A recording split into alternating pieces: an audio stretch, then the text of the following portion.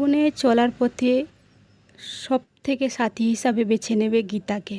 কারণ কি, মহাভারতে যুদ্ধের সময় অর্জুনকে জিতিয়েছিলেন এই গীতা। তার মানে অর্জুনকে জ্ঞান দিয়েছিলেন শ্রীকৃষ্ণ। তার মুখনিসৃত বাণী এই গীতায় লেখা আছে। তাহলে জীবনে চলার পথে অনেক কষ্ট আসবে, তার জন্য জয়ী হওয়ার জন্য এই গীতাই তোমাদের পড়তে হবে বা সাথী করে নিয়ে যেতেই হবে। যারা আজ দেখছো মন্ত্রী বলো, বড় লোক হয়েছে বলো, তারা আগে গীতা প্রাপ্ত করেছে, তারপর তাদের লক্ষ্যভেদ করেছে, কাজের দিকে এগিয়ে গেছে। এর জলজ্যান্ত প্রমাণ পাবে কোর্টে।